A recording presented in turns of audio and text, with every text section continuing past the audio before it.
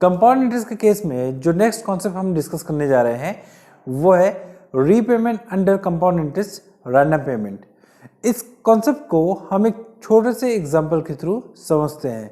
Example है, I hope आपने question को रीड कर लिया हो। क्वेश्चन में कहा जा रहा है कि एक बंदा है जो 10,000 रुपीज बोरो कर रहा है 10% पर एनम के रेट से, 3 ईयर का ड्यूरेशन है। वो कुछ रीपेमेंट कर रहा है।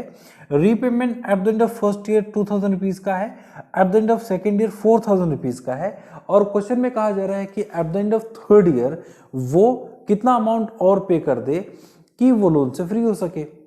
तो रैंडम पेमेंट का ये केस है। रैंडम पेमेंट का कॉन्सेप्ट हमें पता है, ऑलरेडी हमने सिंपल इंटरेस्ट के केस में ये चीजें डिस्कस की हैं कि जो करंट ईयर का प्रिंसिपल होता है उसमें से हम सब्ट्रैक्ट करते हैं रैंडम पेमेंट को, जो रिजल्टेंट वैल्यू होता है देन उसको हम प्रिंसिपल अज्यूम करते हैं। यहाँ पे 10,000 रुपीज हमारा प्रिंसिपल है, 10,000 पर 10% के रेट से इंटरेस्ट जाएगा तो बनेगा 1,000 रुपीज और अमाउंट बनेगा 11,000 रुपीज, जो कि ये कंपाउंड इंटरेस्ट का केस है। तो ये जो 11,000 रुपीज है ये सेकेंड ईयर के लिए हमारा प्रिंसिपल बनेगा, बट रैंडम पेमेंट किया जा रहा है 2,000 रुपए का। तो ये जो प्रिंसिपल सेकेंड ईयर का बनेगा इसमें से, यानी इस 11,000 में से ये 2,000 को हम सब्ट्रैक्ट करेंगे तो 9,000 रुपीज रिजल्टेंट वैल्यू बना। इस 9,000 को हम सेकेंड ईयर का अब प्रिंसिपल अज्यूम करेंगे। तो प्रिंसिपल हमारा 9,000 रुपीज बना सेकेंड ईयर के लिए, इस पे 10% का रेट ऑफ इंटरेस्ट लगा तो बना 900 rupees. Amount at the end of second year बन रहा है 9,900 रुपीज। यही जो अमाउंट है ये थर्ड ईयर के लिए प्रिंसिपल बनता, but at the end of second year 4,000 rupees का रैंडम पेमेंट किया जा रहा है। तो ये जो 9,900 रुपीज है ये करंट ईयर यानी थर्ड ईयर के लिए प्रिंसिपल बनता, लेकिन इसमें से ये रैंडम पेमेंट को हम सब्ट्रैक्ट करेंगे तो हमें मिलेगा 5,900 रुपीज रिजल्टेंट वैल्यू। अब इस 5,900 को हमने थर्ड ईयर के लिए प्रिंसिपल माना है, यानी ये हमारा प्रिंसिपल बनेगा। इस 5,900 रुपीज पर 10% के रेट से इंटरेस्ट कैलकुलेट होगा तो इंटरेस्ट होगा 590 रुपए। तो अब पूछा जा रहा है कि थर्ड ईयर के एंड में कितना अमाउंट और पे कर दिया जाए कि वो लोन से फ्री हो सके।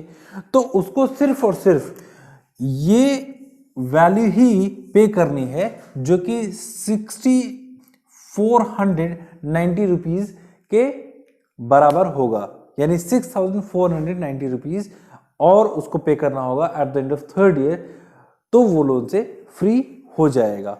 तो ये रैंडम पेमेंट का केस जैसे सिंपल इंटरेस्ट में हमने समझा है उसी तरह से यहाँ पे भी वही कॉन्सेप्ट लगेगा, बट कंपाउंड इंटरेस्ट में कंपाउंड इंटरेस्ट का फीचर काम करेगा और सिंपल इंटरेस्ट के केस में सिंपल इंटरेस्ट का फीचर काम करेगा। तो इस तरह से आई होप कि आपको रैंडम पेमेंट का जो केस है या फिर कॉन्सेप्ट है वो समझ में आया हो।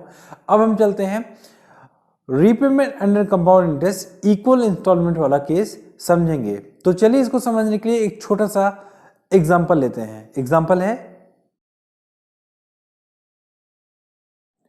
आई होप अपने क्वेश्चन को रीड कर लिया हो। क्वेश्चन में कहा जा रहा है एक डेट है, डेट यानी कि अमाउंट कब बनता है? जब प्रिंसिपल में इंटरेस्ट ऐड हो जाता है। यानी कभी कोई प्रिंसिपल रहा होगा जिसपे 10% पर एनम के रेट से उस प्रिंसिपल को लिया गया था, यानी एक तरह का लोन 4 इयर्स के लिए। नाउ उसको डेट बना दिया गया है। डेट बना है 92,820 रुपीज का। इसी डेट को 4 इक्वल इंस्टॉलमेंट में पे करना है। तो इक्वल इंस्टॉलमेंट आया, यानी कि इस कॉन्सेप्ट को ऑलरेडी हमने सीखा है सिंपल इंटरेस्ट के केस में। यहाँ पे सिर्फ थोड़ा सा चेंज ये होगा कि इसमें कंपाउंड इंटरेस्ट का फीचर लगेगा।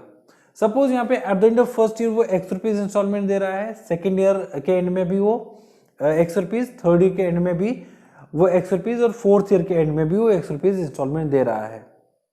अब ये 4 साल में वो लोन से फ्री हो जा रहा है।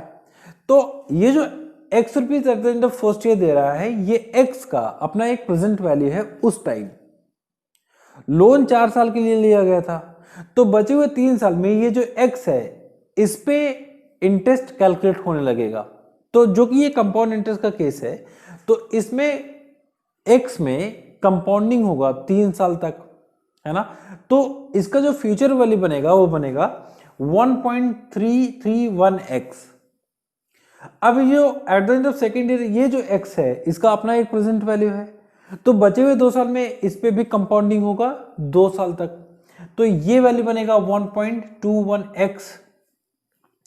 ये जो थर्ड ईयर के एंड में x रुपीज दिया गया है इसका अपना एक प्रेजेंट वैल्यू है, इसका जो फ्यूचर वैल्यू बनेगा यानी ये 1 साल के लिए कंपाउंडिंग होगा, तो इसका जो फ्यूचर वैल्यू बनेगा वो बनेगा 1.1x।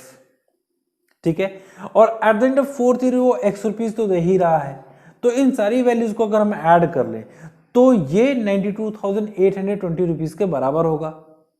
तो x की वैल्यू मिलेगी 20,000 रुपीज, यानी उसका जो इक्वल इंस्टॉलमेंट था हर साल के लिए वो 20,000 रुपए था। ठीक है, तो आई होप आपको ये सारी चीजें समझ में आई हो। ऑलरेडी हमने इसको बेहतरीन तरीके से सिंपल इंटरेस्ट के केस में समझा है, तो बस सिंपल इंटरेस्ट के केस में सिंपल इंटरेस्ट का कॉन्सेप्ट लगेगा यानी फीचर लगेगा, और कंपाउंड इंटरेस्ट के केस में कंपाउंड इंटरेस्ट का फीचर यानी उसका कॉन्सेप्ट लगेगा। तो अब हम मिलेंगे नेक्स्ट वीडियो में जिसमें हम कुछ कॉन्सेप्ट बिल्डिंग क्वेश्चन करेंगे। चलिए, थैंक यू सो मच।